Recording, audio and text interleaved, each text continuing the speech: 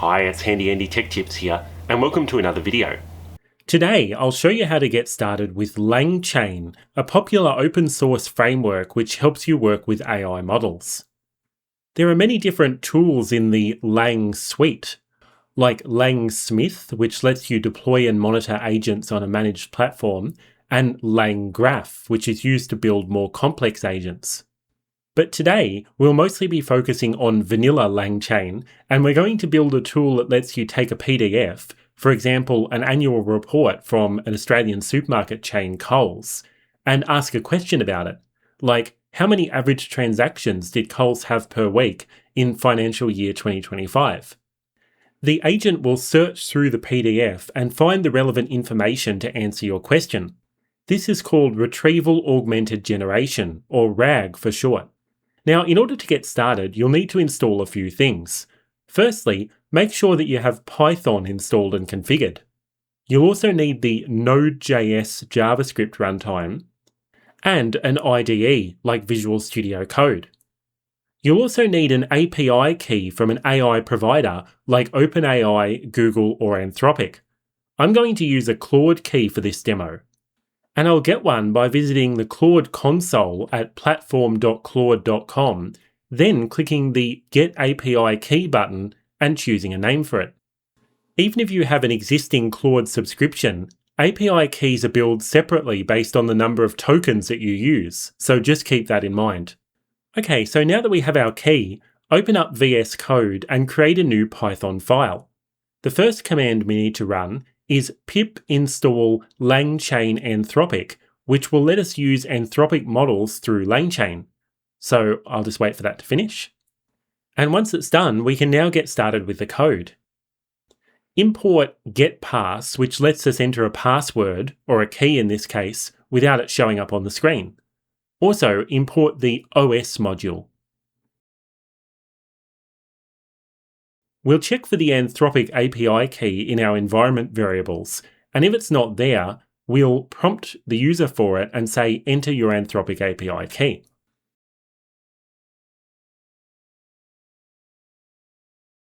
Next, we'll need to import the chatAnthropic class from LangChain Anthropic, and then make a new instance of it called model.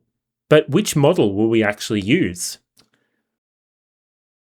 Well, looking at a comparison of all the different Claude models, I think Haiku is a good choice for this project because it costs hardly anything, $1 per million input tokens and $5 per million output tokens, and we don't need top-tier capabilities just for a demo. So I'll copy the API ID for Haiku from this page, and I'll put it in this named argument of model. Now we can also specify an argument limiting the number of tokens that the model outputs. I'll cap it to 2048, which is about 1500 words per response, and that should be more than enough. Okay, time to create our first LangChain agent. We'll import create agent from langchain.agents. And I just realized I forgot to install the main LangChain core package, which we'll need for a lot of things. So I'll just run pip install on that. And now I can create an agent here and supply the model as an argument. And it's as easy as that. But it's not much use for anything at the moment, so let's ask it a question. I'll create a new function called ask where I'll invoke the agent and provide the question. Now, you need to provide an object that has this format. First, you need to put a key of messages, and then you need to put an array of different message objects. We'll just add one message with a role of user, because of course we're the user who's sending this message, and then the content will be our question. We'll then get a list of messages back, which should include a response from the model in there, and then we'll return it from the function. Then outside the function, we'll ask the model a question like, hello, how are you? And print the result. So let's test it. I'll run this code by typing Python and then the name of the file. And then first it will ask me to enter my API key. So I'll do that. And now we get a huge array here of all the messages. And you can see a response from the model is in there. And it starts with, hello, I'm doing well. Thank you for asking. So it works. But honestly, using an agent through the terminal like this isn't much fun. It would be better to have a proper interface, and luckily for us, LangChain provides one in the form of Agent Chat UI, which is a web app that provides a friendly chatbot style interface. It's also super easy to set up. Here's how you do it. Run the command npx create agent chat app, and then project name and a name of your choice. I'll use LangChain Chat UI. It will ask you a few questions, like whether it's okay to firstly install the package, so answer yes, and then it will prompt you for a package manager, choose npm, and say that you want to install the dependencies.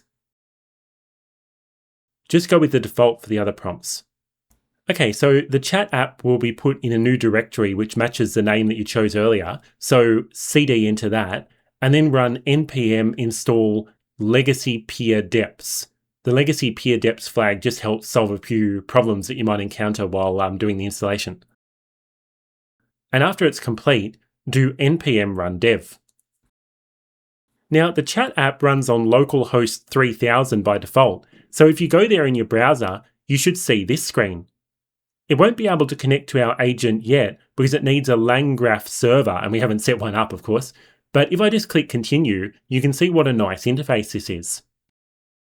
To create a server that lets us use our agent, go back to the directory where your Python script is and run pip install LangGraph CLI, and then we need the in-mem extra, so put that in square brackets.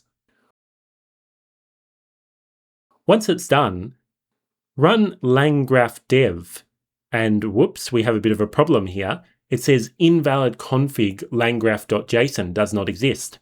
And that's because we need to create this config file ourselves. So add a new file in the same directory as the Python script called langgraph.json, and then make a new object inside there. It should have dependencies, which will just be a dot, which means everything we need is in the current directory. We'll also add a graph called rag agent, and we'll reference our script file.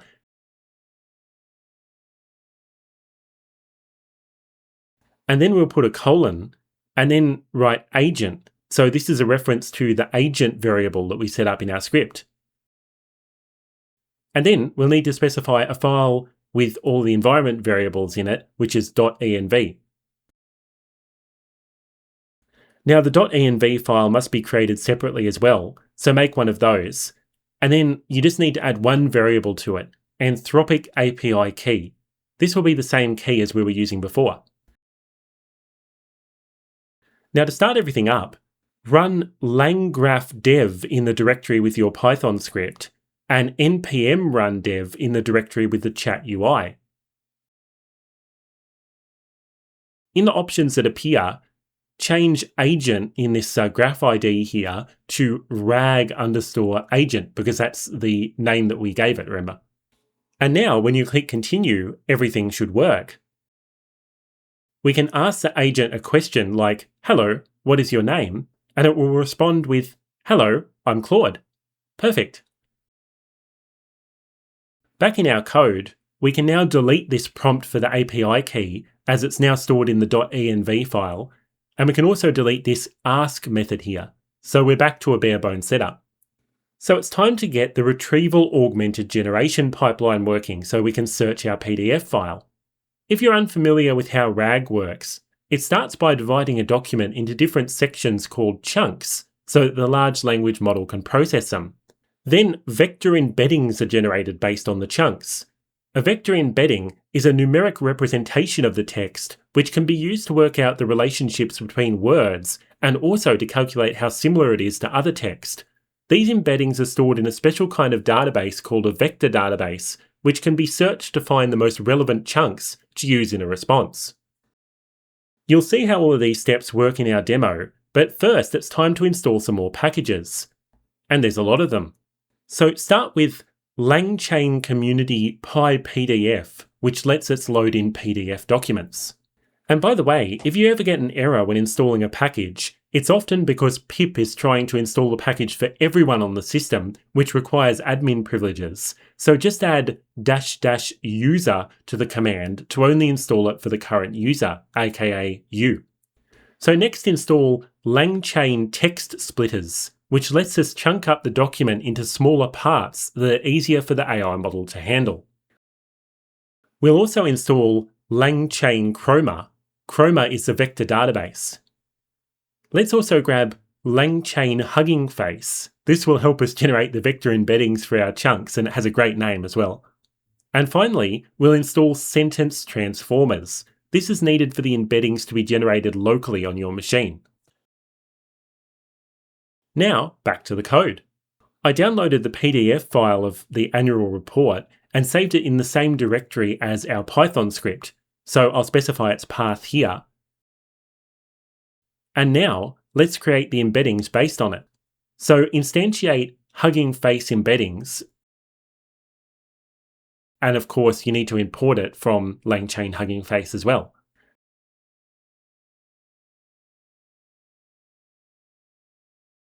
To generate our embeddings, we're going to use the all mini-LM L6 v2 model, which, as it says on this page, maps sentences and paragraphs to vector space, and it can be used for a semantic search. It's small enough that it runs fine on your local PC, and you don't need some kind of supercomputer either. I'm using a mid-range laptop from 5 years ago and it works really well. So specify the mini-LM model as the model name here. Next, we'll set up the Chroma database. This will be persistent storage between sessions, hence the name of the variable, and we'll store it in a directory called ChromaDB. To read both the database file and the PDF file, import the path class at the top here. And then we should also add a proper relative path to both with the dot and the slash to make it clear that we're working in the current folder. Now, we'll check if the persistent storage exists. In other words, if we've run this before and we have a database. And if it does exist, we'll get a reference to it. Also, it would be a good idea to import the Chroma package up here as well so that it actually works. So now we'll say that the persist directory is the one that we specified, and the embedding function uses the mini-LM model.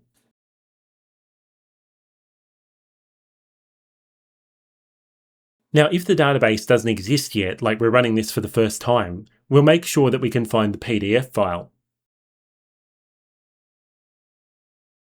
If not, we'll raise an exception that the file couldn't be found.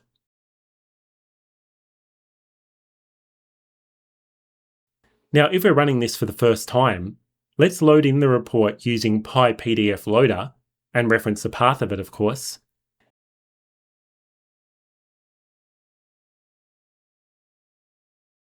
Then we'll chunk it up using the recursive character text splitter.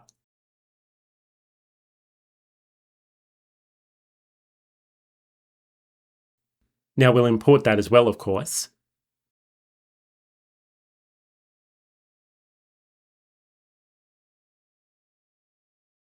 And we'll say that the chunk size that we want to use should be 500.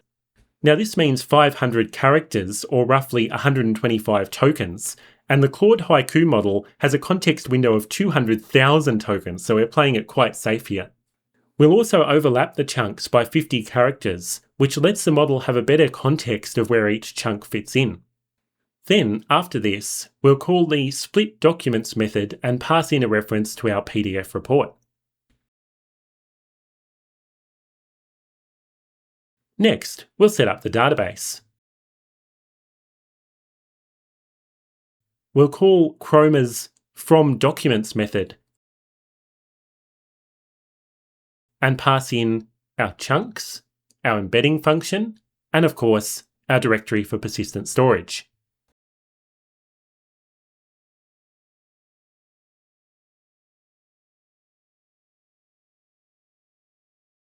So far, we have the embeddings in the database, but no way to actually retrieve and use them for a response. So let's add that. We'll call vector store as retriever and provide search quargs or keyword arguments for the search. We only need one argument called k, which is the number of chunks to retrieve. I'm going to set it as 4, which means we can get 4 chunks as context for each answer. Okay, we're getting really close now. The final piece of the puzzle is to make a tool function, which is decorated with the @ symbol, and set the response format to content and artifact. This means that the LLM just sees the text for each chunk, but your app can get the raw data, which is sometimes necessary. Now, our tool is going to be called Search PDF, which is a pretty good name, and it accepts a search query. It will invoke the retriever with our query, and then it will return something. That something will be a new line character first, and then joined with this formatted string, which includes the page number for the chunk, just for reference.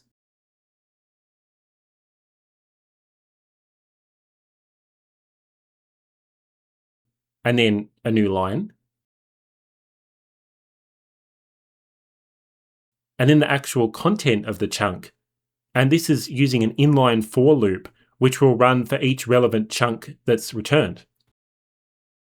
After that, we just need to return our formatted content and then the raw output of the query, and we're nearly done. It's also a good idea to add a system prompt to instruct the LLM to only answer questions based on the information from the retrieved sources. In other words, don't make things up.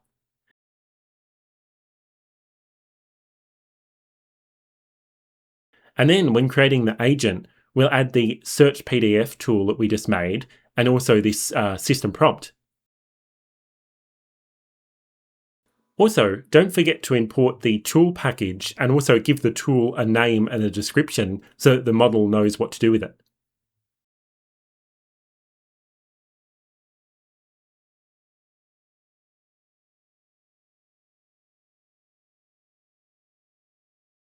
Wow! Would you believe that? We're actually done.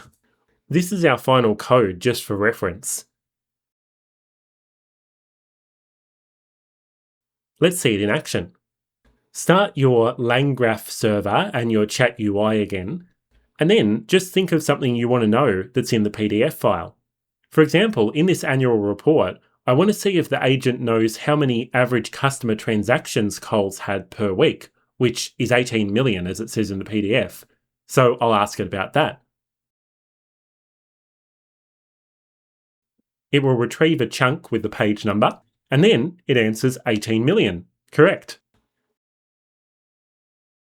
Next, I'll ask it for a summary of the chairman and CEO's message. It can't quite find the page that it's on, so I'll look back at the PDF file and it says page 8. So I'll tell that to the agent, and here we go. It looks like it'll be more successful this time. It's getting a lot of chunks. And oh, here we go. Look at that, a comprehensive summary. It can also produce tables in the form of Markdown, which are then rendered by this chat UI. So I can ask it for the headline numbers on supermarket sales, and it outputs the figures in quite a nice table format here. Which, by the way, is basically just a copy of this table from the annual report, but it's still good to see.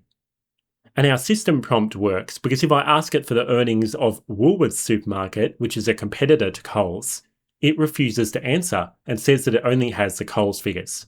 Perfect. Well, I really hope you found this tutorial helpful. I'm Handy Andy, and thanks so much for watching.